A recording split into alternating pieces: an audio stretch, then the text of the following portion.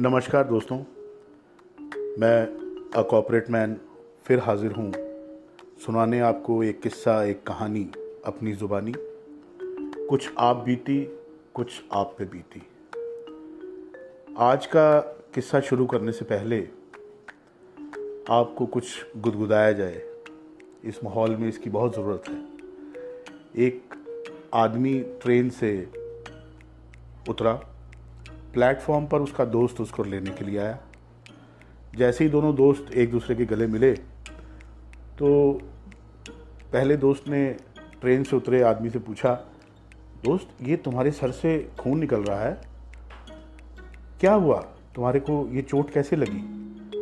Train से उतरे आदमी ने माथे से खून साफ करते हुए बोला, कुछ नहीं, छोटी सी खरोच है, ठीक हो जाएगी।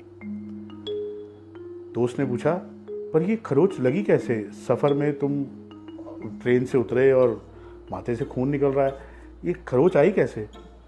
दोस्त बोला, कुछ नहीं यार, वो बस ट्रेन में जहाँ मैं बैठा था, जो मेरी सीट थी, वो वहाँ पे खिड़की के पास एक कील निकली हुई थी। तो वो बैठे बैठे जब नींद आ जाती है तो सर वहाँ कील से टकराता था, तो वो कील माथे पे लगती रही और बस छोटा सा घाव बन गया, खून निकलने लगा। ठीक हो जाएगा, तुम चिंता मत करो। लेकिन दोस्त ने कहा, यार तुम समझे नहीं, अगर वहाँ कील थी और तुम वहाँ बैठे थे, तुम्हें कील लग रही थी, 7-8 घंटे का तुम सफ़र करके आए और उस कील से अगर तुम टकराते रहे तो तुम वहाँ से उठ क्यों नहीं गए? तुम सीट बदल लेते, तुम दूसरी जगह बैठ जाते। तो पहला दोस्त बोला, अरे यार सीट किसे बदलता, मेरा तो पूरा कंपार्टमेंट ही खाली था, किसको बोलता मेरे से सीट बदल लीजिए। आप भी मेरी तरह गुदगुदा के हंस रहे हैं। तो आज के इस गुदगुदे सफ़र को आगे बढ़ाते हुए आज की जो हमारी कहानी है, जो आज का मेरा किस्सा है, वो यही है। उसका नाम है how to waste your time. जी हाँ, आपने ठीक सुना, how to waste your time. ये कहानी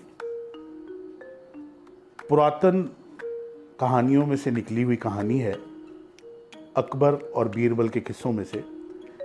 एक दिन अकबर अपने राज्यसभा में बैठा था, उसके दिमाग में ना जाने क्या आया। उसने बीरबल को कहा, बीरबल तुम ऐसा करो, तुम हमारे साम्राज्य में से 4 सबसे बड़े मूर्ख ढूंढ के लाओ और इसके लिए तुम्हें मैं 30 दिन का समय देता हूँ। 30 दिन के अंदर 4 सबसे बड़े मूर्ख इस पूरे राज्य से ढूंढ के लाने हैं और तुम्हारा समय शुरू होता है अब। बीरबल ने, राजा की आज्ञा थी, कुछ बोल भी नहीं पाया। उसने बोला, जी महाराज, और बीरबल जी महल से चल पड़े। यूं ही दिन गुजरते गए और 30 दिन पूरे हो गए। राज्यसभा फिर चल रही थी और बीरबल 30वें दिन 2 लोगों को लेकर राज्यसभा में अंदर दाखिल हुआ।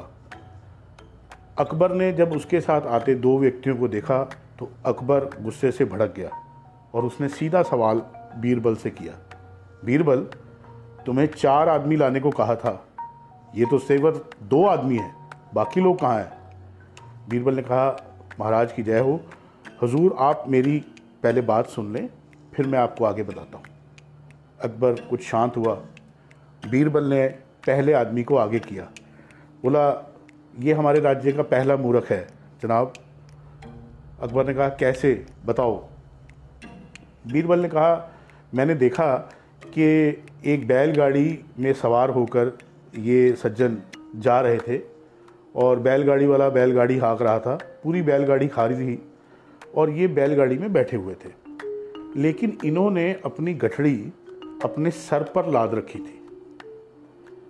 तो मुझे बड़ा अजीब लगा कि इन्होंने, बैलगाड़ी पूरी खाली है, गठड़ी सर पर रखी हुई है और बैलगाड़ी चल रही है। मैंने बैलगाड़ी रुकवाकर इनसे पूछा, भाई साहब आपने ये गठड़ी अपने सर पे क्यों लाद रखी है? बैलगाड़ी पूरी खाली है, आप इस गठड़ी को नीचे भी रख सकते हैं। तो आगे से बोले, भाई अगर गठड़ी नीचे रख दूंगा तो इसका वज़न बैल और बैलगाड़ी में पड़ जाएगा ना, और वज़न बढ़ जाएगा, ये वज़न मैं उठा रखा है। तो पहला मूर्ख तो जनाब ये मिला।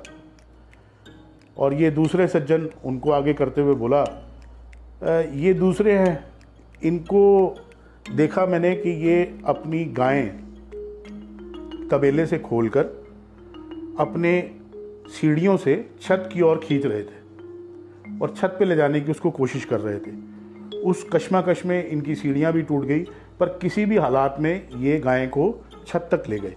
ये देखकर मैं बड़े अचंभे में रहा कि एक आदमी तबेले से गायें खोलकर छत पे क्यों लेके जा रहा है। मैं इनके पीछे पीछे गया और छत पे जाके मैंने इनसे पूछा, जनाब आप ये गायें को छत पे क्यों लेके आए हैं?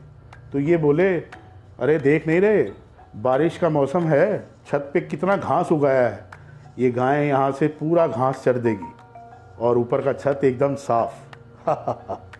मैंने कहा, लो जी भाई साहब, आप अगर ये घास काट के इस गाय को नीचे डाल देते तो आपकी सीढ़ी भी बच जाती और समय भी। तो ये घास आप नीचे भी तो डाल सकते थे, इसको ऊपर लाने की क्या जरूरत थी? यहाँ मिला जनाब दूसरा मूर्ख। बीरबल की बात सुनकर अकबर मुस्कुराया, लेकिन साथ ही उसका अगला सवाल सामने आया। बीरबल से पूछा, बीरबल तीसरा आदमी कहाँ है? बीरबल कुछ खामोशी के बाद बोला, महाराज तीसरा व्यक्ति आपके सामने खड़ा है। अकबर ने इधर उधर देखा, बोला कहाँ है, मुझे तो दिखाई नहीं दे रहा। बोला, तीसरा व्यक्ति मैं हूँ बीरबल। अकबर ने कहा, तुम? बोला, हाँ सर मैं। महाराज मैं तीसरा मूर्ख हूँ। क्यों? क्योंकि राज्य का इतना कार्य छोड़कर, अपने इतने ज़रूरी काम छोड़कर मैं शहर में 4 मूर्ख ढूंढ रहा हूँ, तो तीसरा मूर्ख मैं हूँ। अकबर सोच में पड़ गया। उसके बाद फिर सवाल किया, बीरबल चौथा मूर्ख कौन है? अब आप लोग सब अंदर ही अंदर गुदगुदा रहे हैं दोस्तों। मुझे मालूम है कि आप जवाब जान चुके हैं, लेकिन कहानी को आगे बढ़ाते हुए बीरबल ने दोनों कानों पे हाथ रखा और कान खींचते हुए महाराज की तरफ बोला, महाराज गुस्ताखी माफ़ हो, चौथे मूर्ख आप हैं। उसने कहा, बीरबल क्या बोल रहे हो? उसने कहा, जनाब हमारा इतना बड़ा साम्राज्य, हम सारी चीज़ों का लोक हित छोड़ के, लोगों के भलाई के काम छोड़ के, जो हमें उनके लिए करने हैं, उन सब कामों को, ज़रूरी कामों को छोड़कर हम 4 मूर्ख ढूंढने के लिए अपने 30 दिन व्यर्थ कर देते हैं। तो इसको मूर्खता नहीं कहेंगे तो और क्या कहेंगे? अकबर 2 पल के लिए शांत हुआ। उसने सोचा कि वाकई बीरबल जो कह रहा है, कह तो सही रहा है। 30 दिन तो हमारे ख़राब हुए, समय भी, और मिला क्या, ढूंढा क्या हमने? सिर्फ मूर्ख, और वो भी घर में 2, बाहर से 2। अरे यार बात सही है। अकबर ने खुद कहा, बीरबल तुम्हारी बात सही है, हमने ये जो निर्णय लिया ये मूर्खतापूर्ण था और इसमें समय की बर्बादी हुई। बात बिल्कुल सही है, ये मेरा जो निर्णय था ये गलत था। अकबर ने मान लिया और वहीं सब लोगों ने बीरबल की चतुराई के ऊपर वाहवाही की। अकबर भी उससे खुश हुआ और उससे उसने एक सीख ली कि आज के बाद वो कभी भी अपना समय इन व्यर्थ के कामों में ख़राब नहीं करेगा। दोस्तों ये कहानी, ये किस्सा गुदगुदाने वाला भी है और कुछ सिखाने वाला भी है। इस कहानी से हमने क्या सीखा? आए दिन आप देखते हैं हमारे साथ भी यही सब कुछ होता है।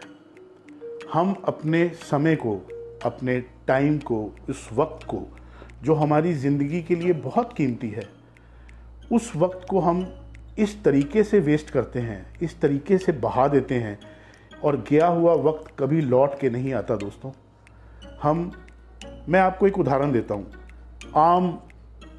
हम सोशल मीडिया से जुड़े सब लोग, सोशल मीडिया पे बहुत सारे गैजेट्स हैं, बहुत सारे ऐप्स हैं जिनको हम यूज़ करते हैं, और वो बने हैं इसलिए कि हम जो दूर बैठे हैं, जिनसे बात नहीं हो पाती, उनसे कुछ बात कर पाएँ, कुछ उनको मैसेज लिख पाएँ, कुछ उनका हाल चाल जान पाएँ। लेकिन हम तो उन ऐप्स को, उन गैजेट्स को ऐसे यूज़ करते हैं कि जैसे मानो वो हमारी ज़िंदगी के लिए नहीं बने, वो हमारी ज़िंदगी ही हैं। और कुछ भी आप सर्च इंजन पे सर्च कर रहे हैं, उसको ढूंढते ढूंढते कुछ और ढूंढने लग गए, उसके बाद कुछ और, घंटों में घंटे बीतते जा रहे हैं। पूरा दिन आपने ऐसे ही व्यर्थ कर दिया, और वो गया हुआ समय जब हाथ से निकल जाता है और जो हमारे ज़रूरी काम हैं जो हमें करने थे वो हम नहीं कर पाते, जिसकी वजह से हम लोगों के ऊपर एक प्रेशर क्रिएट हो जाता है, और उस प्रेशर को लेकर हम गलतियां करते हैं, और गलतियां छुपाने के लिए झूठ सच का सहारा लेते हैं, और आदमी अपने आप पॉजिटिव से नेगेटिव हो जाता है। अपने समय का हमेशा सदुपयोग करें। ये गैजेट्स, ये ऐप्स, इनका यूज़ करें, लेकिन जब आपका पास पर्याप्त समय हो, और इनसे अच्छी चीज़ें सीखें, इनसे अपने आप को इंस्पायरिंग करने की चीज़ें सीखें, मोटिवेट करने की चीज़ें सीखें, ना कि इनमें खोकर ऐसी चीज़ों में उलझ जाएं कि जिनसे आपका समय व्यर्थ में गुजर रहा है। जो ज़रूरी है वो पहले करें, और बचे हुए समय को अच्छे तरीके से यूटिलाइज़ करें, उसमें इन चीज़ों का प्रयोग करें, तो आपको हमेशा अच्छा सफलता मिलेगी, रिज़ल्ट मिलेगा। ये मेरा मानना है। इस कहानी में भी हमने यही देखा। किसी शायर ने खूब कहा है, वक्त किस तेज़ी से गुज़रा रोज़मर्रा में मुनीर, आज कल होता गया और दिन हवा होते गए। So please don't waste your time. वक्त को हवा मत होने दीजिए, इस वक्त को अपने साथ रखिए। हम वक्त को कलाई पे इसीलिए बांध के रखते हैं कि वक्त हमारे साथ चले और हम वक्त के साथ चले।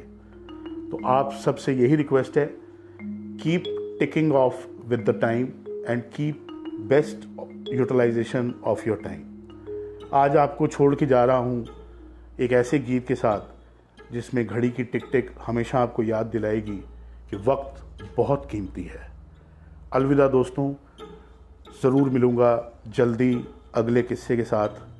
कोई भी सजेशन, कोई भी कमेंट, प्लीज़ शेयर करें, लाइक करें। आपका अपना अ कॉर्पोरेट मैन।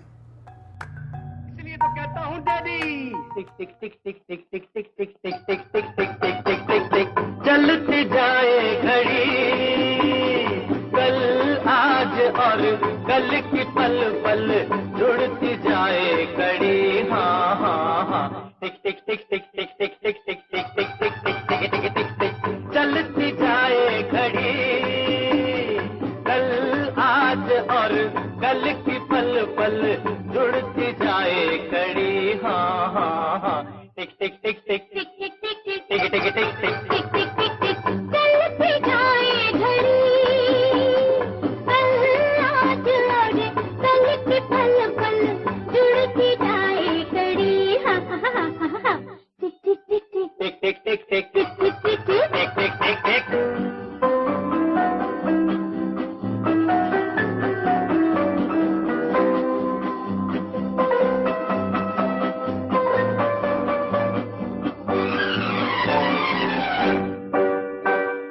नहीं वक्त के साथ जो चलते पीछे वो रह जाते हैं, नहीं वक्त के साथ जो चलते पीछे वो रह जाते हैं, अपने ही हाथों से अपने घर में आग लगाते हैं। दुनिया बदले, मौसम बदले, धरती अपनी साड़ी बदले, तुम बदलो पगड़ी, कल आज और कल की पल पल जुड़ती जाए कड़ी। हाँ हाँ हाँ, टिक टिक टिक टिक टिक टिक टिक टिक टिक टिक टिक टिक टिक टिक टिक चलती जाए घड़ी, कल आज और कल की पल पल जुड़ती जाए कड़ी। हाँ हाँ हाँ, टिक टिक टिक टिक टिक टिक टिक टिक टिक टिक टिक टिक टिक टिक टिक टिक।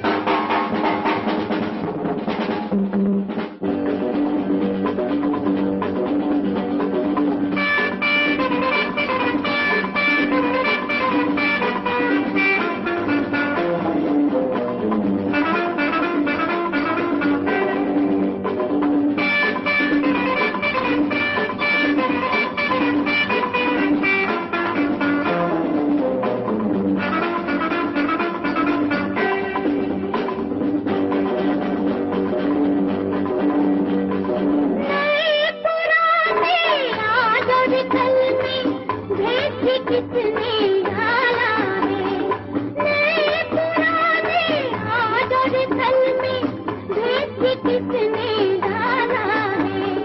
जले दीप से दीप यहाँ पर सब में एक उजाला है। हो वक्त नया हो, रात नहीं हो, बात नहीं हो, मिले जहाँ पर छोटी सुई से बड़ी, कल आज और कल की पल पल जुड़ती जाए कड़ी। हा हा हा हा हा। टिक टिक टिक टिक टिक टिक टिक टिक टिक टिक टिक टिक। टिक टिक टिक टिक चलती जाए घड़ी, कल आज और कल की पल पल जुड़ती जाए कड़ी। हाँ हाँ हाँ। टिक टिक टिक टिक टिक टिक टिक टिक टिक टिक टिक टिक। टिक टिक टिक टिक।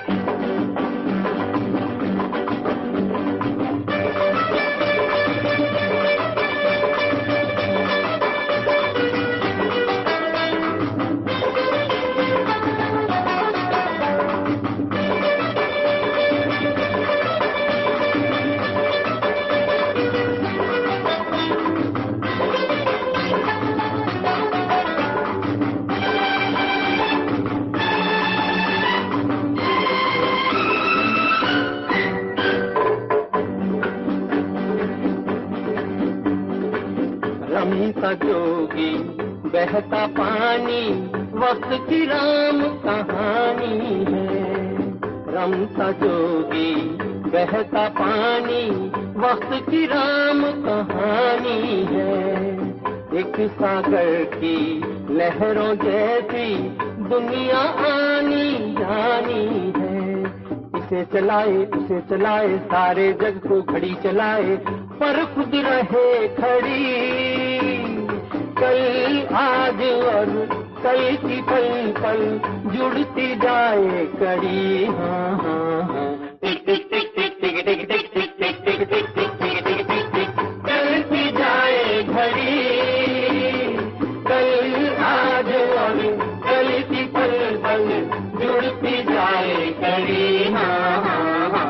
टिक टिक टिक टिक टिक टिक टिक टिक टिक टिक टिक टिक टिक टिक टिक टिक चलती जाए घड़ी। कल आज और कल की पल पल जुड़ती जाए कड़ी। हाँ हाँ हाँ। टिक टिक टिक टिक टिक टिक टिक टिक टिक टिक टिक टिक। टिक टिक टिक टिक। ला ला ला ला ला ला ला ला ला ला ला ला ला ला।